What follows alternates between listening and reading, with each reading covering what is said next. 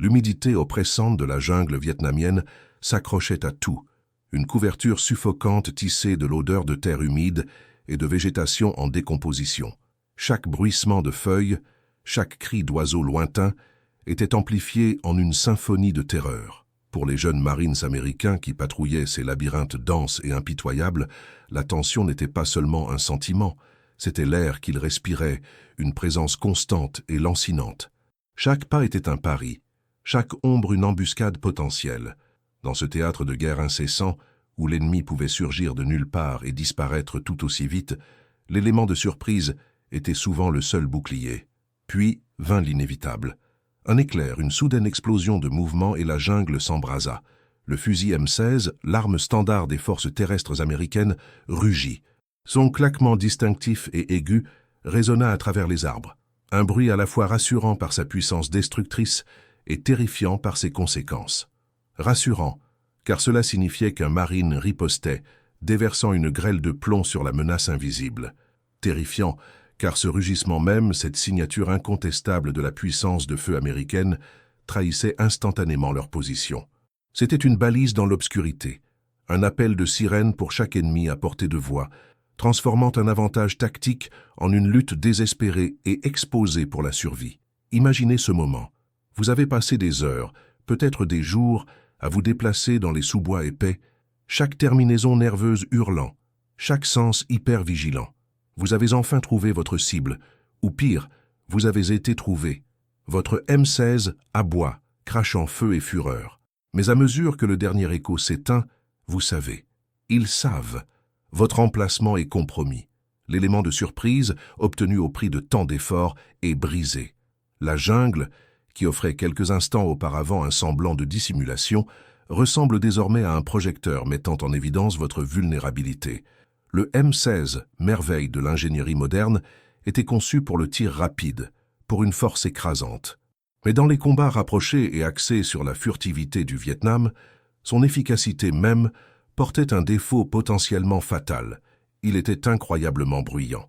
Il ne s'agissait pas seulement d'un seul échange de tirs, c'était un problème systémique, ancré dans le tissu de la guerre de jungle, des opérations spéciales et de tout scénario où le silence était primordial.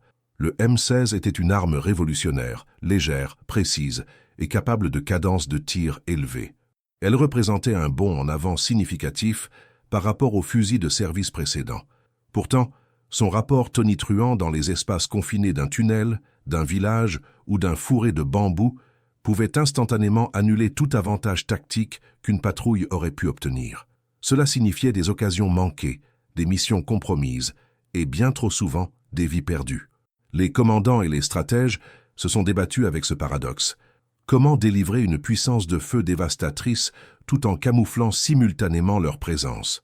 Comment les troupes pouvaient-elles engager l'ennemi sans devenir immédiatement elles-mêmes des cibles, simplement parce que leur arme annonçait leur arrivée par une déclaration assourdissante? Le complexe militaro-industriel, avec ses vastes ressources et ses brillants ingénieurs, repoussait constamment les limites de la technologie des armes. De nouvelles conceptions, des matériaux avancés et des mécanismes sophistiqués étaient toujours sur les planches à dessin, visant à donner un avantage aux soldats américains. Pourtant, les solutions proposées étaient souvent complexes, coûteuses et à des années d'être déployées. Elles étaient conçues dans des laboratoires stériles, loin de la boue, du sang et de la peur incessante qui définissaient la réalité quotidienne du combat. Le besoin immédiat au niveau du terrain d'improvisation, d'une solution rapide qui pourrait faire la différence entre la vie et la mort ce soir-là, était souvent négligé, écarté comme étant grossier, non scientifique ou tout simplement impossible.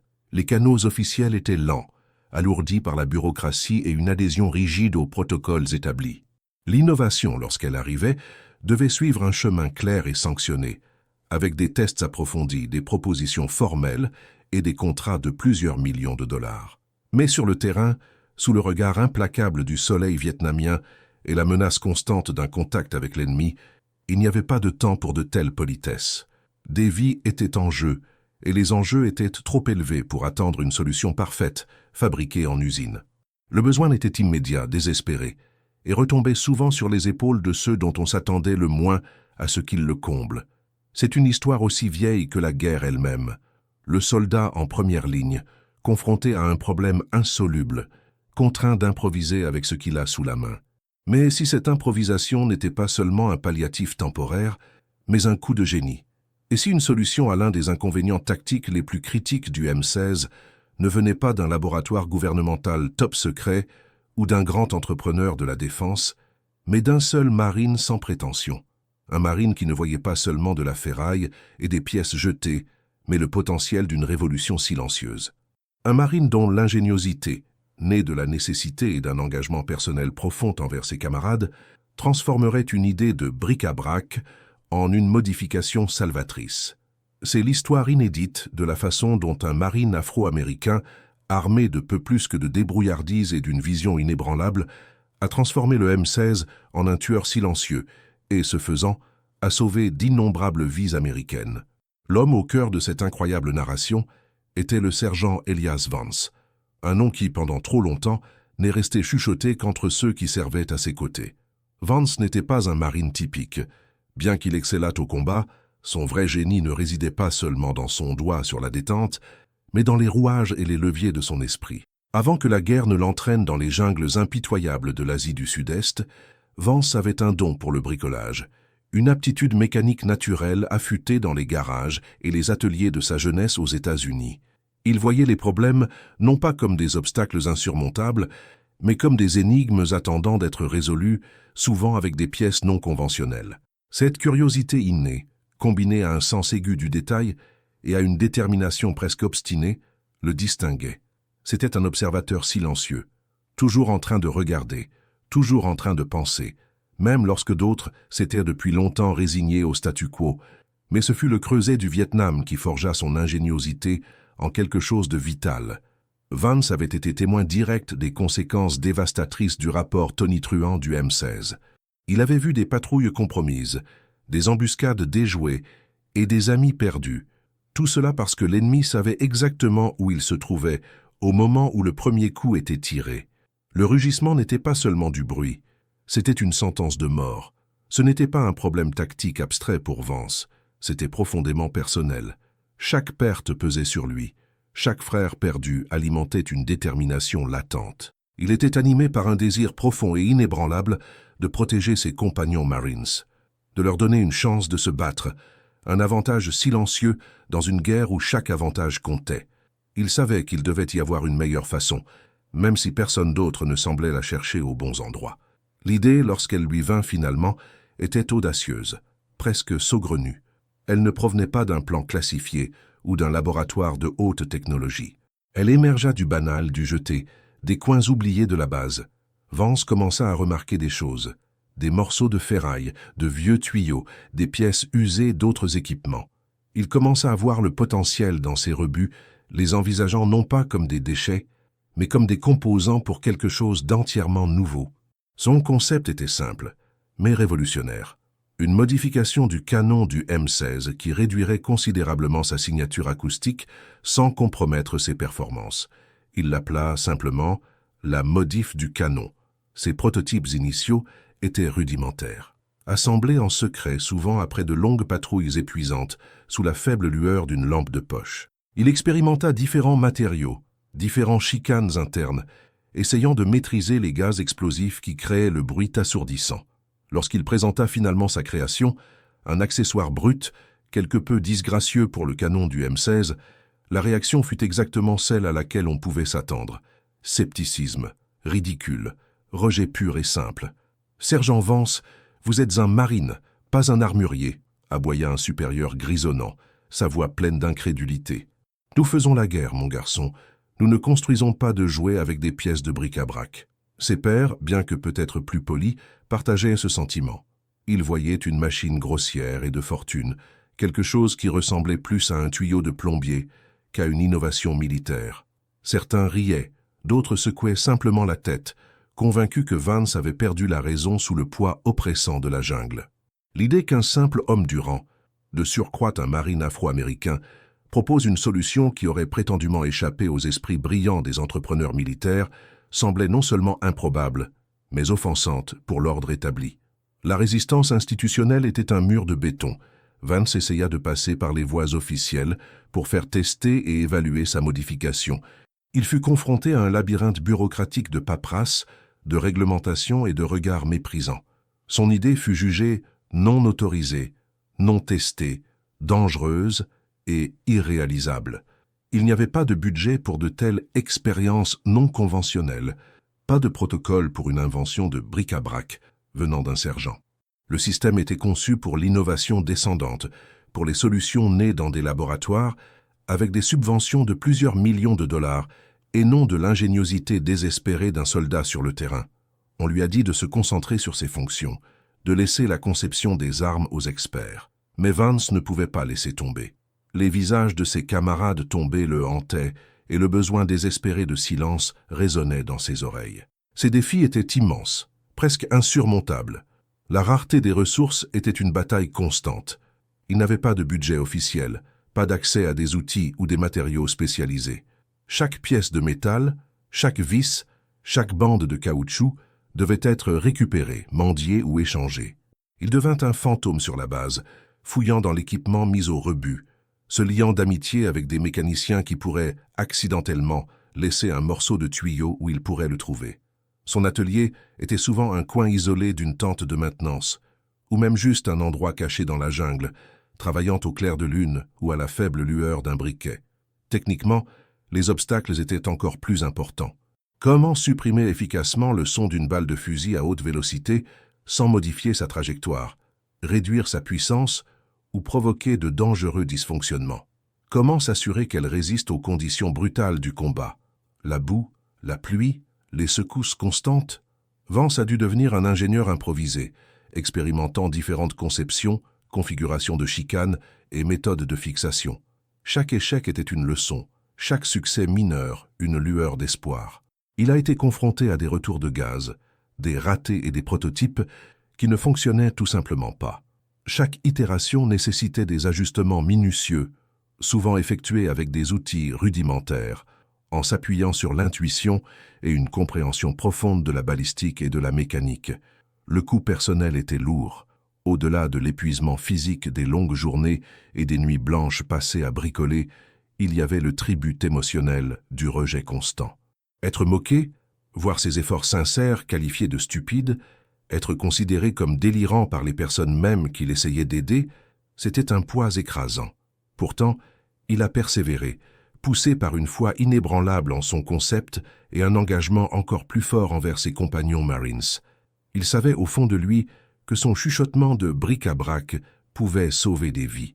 Il lui suffisait de le prouver contre toute attente, contre le scepticisme de tout un établissement militaire. Il risquait la réprimande, voire la cour martiale, pour avoir opéré en dehors des réglementations, mais la récompense potentielle, la chance d'apporter une certaine mesure de silence et de sécurité à ses frères d'armes, était un risque qu'il était prêt à prendre. La conviction inébranlable de Vance allait bientôt faire face à son épreuve ultime, non pas dans un champ de tir contrôlé, mais dans le creuset impitoyable du combat. L'occasion se présenta lors d'une mission critique de reconnaissance en profondeur qui exigeait une furtivité absolue. Une petite escouade d'élite fut chargée d'infiltrer une position ennemie fortement fortifiée, soupçonnée d'abriter un centre de communication vital au plus profond d'un secteur dense et non cartographié de la jungle. La détection signifiait non seulement l'échec de la mission, mais une annihilation quasi certaine. La jungle, déjà un labyrinthe d'ombres et de dangers invisibles, deviendrait un piège mortel si leur présence était révélée ne serait-ce que par le moindre bruit. L'officier commandant, le capitaine Miller, un homme connu pour son approche pragmatique et sa volonté d'enfreindre les règles lorsque des vies étaient en jeu, avait observé Vance discrètement. Il avait initialement rejeté l'invention de bric-à-brac, mais la persistance du sergent et le besoin désespéré et lancinant de tout avantage avaient érodé son scepticisme. Miller autorisa Vance à équiper une poignée de M16 de ses suppresseurs de fortune pour cette mission, dans le plus grand secret. C'était un pari, un coup de dé désespéré dans une guerre où personne n'avait toutes les réponses et où les solutions conventionnelles avaient échoué à plusieurs reprises. Vance lui-même insista pour faire partie de l'équipe, non seulement pour prouver son invention, mais pour protéger personnellement les hommes qu'il s'était efforcé de sauver. La nuit de la mission était une couverture suffocante de ténèbres humides. Chaque respiration était lourde, chaque son amplifié par le calme oppressant. Alors que l'équipe se déplaçait silencieusement à travers le feuillage dense, la tension était palpable. Un ressort enroulé prêt à se briser. Ils atteignirent leur objectif, une petite clairière surplombée par un bunker camouflé, l'air épais du parfum de la terre humide et des menaces invisibles. Soudain, une sentinelle émergea des ombres, son fusil nonchalamment en bandoulière, ses yeux balayant le périmètre avec un rythme rodé et léthargique. Il était trop proche, trop alerte. Il n'y avait aucun moyen d'éviter l'engagement. L'ordre fut donné, un chuchotement étouffé porté par l'air humide. 3 M16, équipés des modifications de canons de Vance, se levèrent à l'unisson. Au lieu du claquement familier et assourdissant qui aurait instantanément alerté tout le camp, il y eut une série de bruits sourds et étouffés, comme de lourds marteaux frappant de la terre humide. Poum poum poum. La sentinelle s'effondra sans un bruit, son corps tombant silencieusement dans les sous-bois. La jungle, quelques instants auparavant vivante par la menace de la découverte, resta étrangement silencieuse. L'ennemi n'avait rien entendu. Une vague de réalisation stupéfaite traversa l'équipe américaine. Ce n'était pas juste silencieux, c'était furtif. Les M16, autrefois héros de leur présence, étaient devenus des instruments de discrétion. Ils procédèrent à la neutralisation de 2 autres sentinelles avec la même efficacité glaçante, se déplaçant comme des fantômes, leurs fusils modifiés chuchotant la mort au lieu de la rugir. La mission continua, sans être compromise. Le centre de communication fut localisé, des renseignements vitaux recueillis, et l'équipe s'exfiltra avec une résistance minimale, laissant derrière elle un commandement ennemi déconcerté, essayant de comprendre comment une patrouille entière avait pu disparaître dans la nature, ne laissant que des fantômes et des questions sans réponse. De retour à la base, le compte-rendu de mission fut un mélange de triomphe et de perplexité. Le capitaine Miller, habituellement réservé, avait une lueur dans les yeux. Les renseignements recueillis étaient inestimables, les pertes nulles. Pourtant, lorsqu'on l'interrogea sur le silence inhabituel lors des engagements initiaux, la version officielle était hésitante, presque évasive. « Chance », marmonnèrent certains. « L'ennemi a été pris au dépourvu », suggérèrent d'autres, s'accrochant aux explications conventionnelles. Peut-être que l'acoustique de la jungle a simplement emporté le son. Les M16, désormais dépouillés des modifications rudimentaires de Vance, furent inspectés. Le rapport officiel minimisa le rôle des accessoires non autorisés, omettant commodément toute mention de leur efficacité sans précédent. La modif de Vance était un fantôme dans la machine, son impact indéniable mais commodément ignoré par ceux qui préféraient adhérer au protocole militaire strict et éviter de reconnaître une invention non sanctionnée. C'était un coup de chance, déclara un officier supérieur, écartant les mises à mort silencieuses comme une anomalie. La combine du sergent Vance a simplement coïncidé avec une patrouille ennemie mal disciplinée.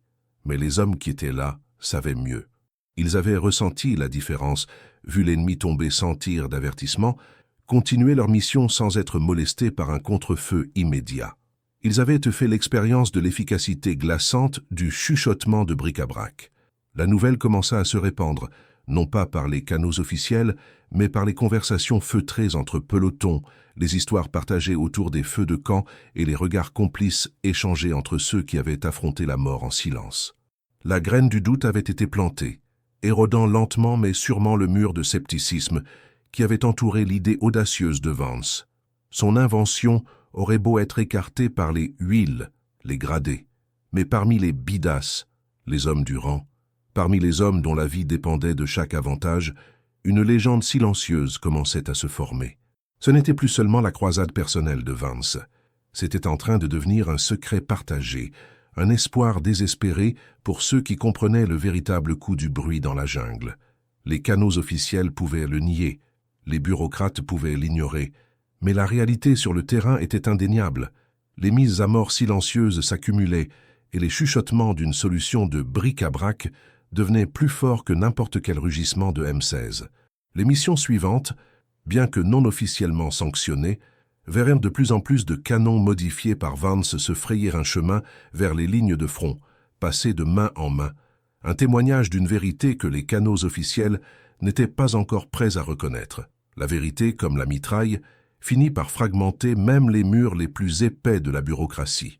À mesure que de nouvelles missions étaient exécutées avec les M16 modifiés de Vance, la preuve anecdotique devenait accablante. Les escouades revenant de patrouilles en profondeur signalaient un succès sans précédent dans le maintien de la furtivité, la neutralisation des menaces sans contre-feu immédiat et surtout moins de pertes. Le récit du coup de chance se désagrégeait rapidement. Ce n'était pas de la chance, c'était un avantage silencieux et mortel. La nouvelle se répandit comme une traînée de poudre à travers les pelotons, non pas par des notes de service officielles, mais par le téléphone arabe de la jungle, des conversations à voix basse dans les cantines, des avertissements chuchotés pendant les patrouilles et la camaraderie partagée des hommes qui avaient vu la différence de leurs propres yeux. Les Marines, souvent confrontés à des chances impossibles, commencèrent à chercher activement Vance, où quiconque pouvait reproduire son chuchotement de bric-à-brac. Ils comprenaient que quelques morceaux de métal récupérés pouvaient faire la différence entre rentrer chez soi et devenir un nom de plus sur une liste de victimes. Les commandants sur le terrain, initialement sceptiques, furent forcés de faire face à la réalité indéniable. Leurs unités, équipées de ces modifications non sanctionnées, obtenaient tout simplement de meilleurs résultats. Ils accomplissaient leurs objectifs avec une plus grande efficacité et, de manière critique, avec des pertes considérablement réduites. Face au choix difficile entre adhérer rigidement au protocole et sauver la vie de leurs hommes, de nombreux officiers prirent la décision pragmatique. Ils n'avaient peut-être pas émis d'ordres officiels, mais ils fermèrent les yeux, ou facilitaient même discrètement l'acquisition de matériaux et la modification officieuse des M16. Il ne s'agissait pas d'une approbation formelle, il s'agissait de survie. La modification devint un secret de polichinelle, une révolution populaire qui contournait les rouages lents et lourds de l'approvisionnement militaire. C'était un témoignage de l'ingéniosité du soldat américain et du besoin désespéré de solutions efficaces face à un combat brutal. L'impact fut stupéfiant, bien que des données précises et officiellement sanctionnées sur la modif Vance puissent être difficiles à déterrer des profondeurs des archives classifiées. Les estimations de ceux qui étaient là brossent un tableau clair. Les unités employant ces M16 à silencieux signalaient une réduction significative de la détection ennemie lors des engagements initiaux, conduisant à des embuscades plus réussies et à moins d'échanges de tirs rangés où les positions américaines étaient immédiatement compromises. Au fil du temps, ces petits avantages tactiques se sont accumulés pour avoir un impact stratégique profond. Les historiens militaires et les vétérans qui ont servi à cette époque parlent souvent des périodes silencieuses, où certaines unités semblaient opérer avec une capacité presque surnaturelle à disparaître et à réapparaître, frappant sans avertissement. C'est dans ces récits, reconstitués à partir d'innombrables témoignages et de rapports de missions déclassifiés, que la véritable ampleur de la contribution de Vance apparaît. On estime que la modification simple mais brillante du canon du sergent Elias Vance a directement contribué à sauver la vie d'au moins 1500 soldats américains. Imaginez ce nombre, 1500 fils, frères, pères, qui sont rentrés chez eux parce qu'un homme a refusé d'accepter l'impossible. Ce n'était pas un chiffre sorti de nulle part. Il provenait de la comparaison des taux de perte dans les unités connues pour avoir adopté la modification par rapport à celles qui ne l'avaient pas fait, en particulier dans les rôles nécessitant furtivité et surprise. Le contraste était frappant, une accusation silencieuse de la bureaucratie qui avait initialement rejeté les efforts de Vance. Le chuchotement de bric-à-brac était passé d'un pari désespéré à une technologie éprouvée et salvatrice. Le poids même de son succès est finalement devenu trop important pour que les canaux officiels l'ignorent complètement. Bien que le sergent Vance n'ait jamais vu son invention officiellement adoptée ou brevetée sous son nom, le concept lui-même a commencé à s'infiltrer dans la pensée militaire dominante. Les futures conceptions d'armes pour les forces d'opération spéciales intégreraient massivement des technologies avancées de suppression du son, une lignée directe remontant à la modification rudimentaire et efficace née dans les jungles du Vietnam.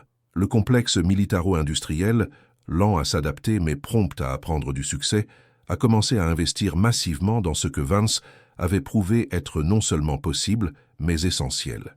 Le sergent Vance lui-même, un héros silencieux, n'a jamais recherché la gloire ou la reconnaissance. Sa récompense était de voir ses compagnons Marines revenir vivants, sachant qu'il leur avait donné un avantage silencieux. Parmi ceux qui ont bénéficié de son ingéniosité, son nom est devenu synonyme de débrouillardise, et d'engagement inébranlable.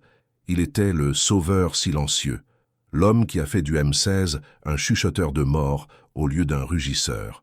Son histoire est devenue une légende chuchotée parmi les bidas, un puissant rappel que la véritable innovation ne vient souvent pas d'en haut, mais d'en bas. Des soldats en première ligne qui sont confrontés aux problèmes de première main et sont poussés par un instinct de protection envers leurs frères et sœurs d'armes.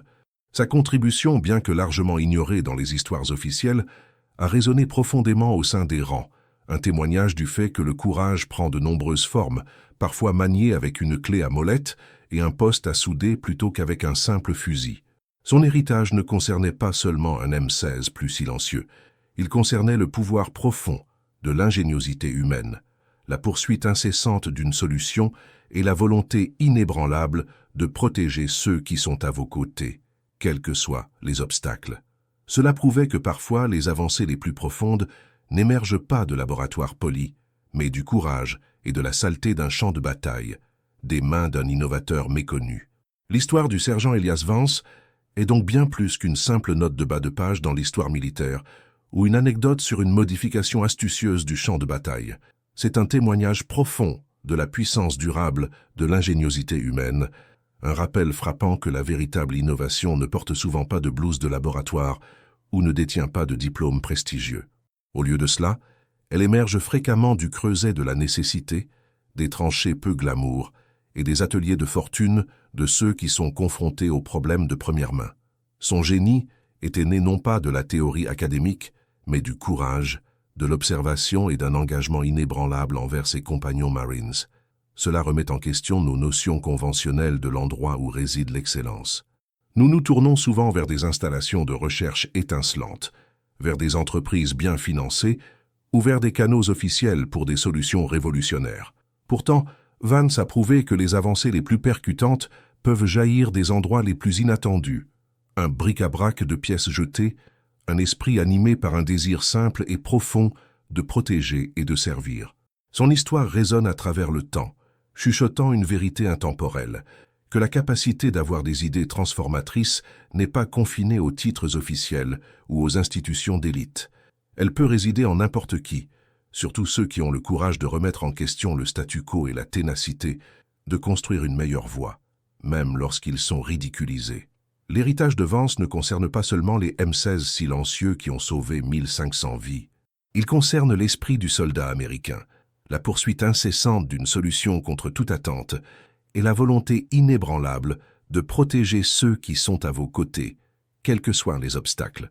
C'est un récit puissant sur la façon dont l'initiative individuelle, souvent rejetée par la bureaucratie, peut modifier fondamentalement le cours des événements et laisser une marque indélébile sur l'histoire. Son héroïsme silencieux nous rappelle que parfois, les avancées les plus révolutionnaires ne naissent pas de plans polis, mais de la réalité brute et non filtrée d'un champ de bataille forgé entre les mains d'un innovateur méconnu.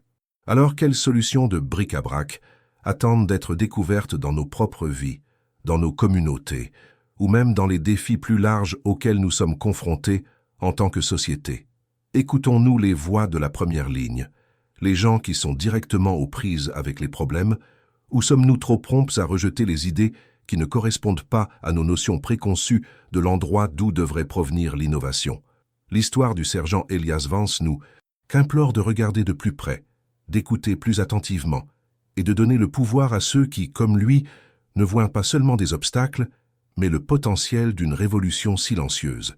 Merci de vous joindre à nous dans ce voyage au cœur d'un chapitre incroyable et inédit de l'héroïsme américain.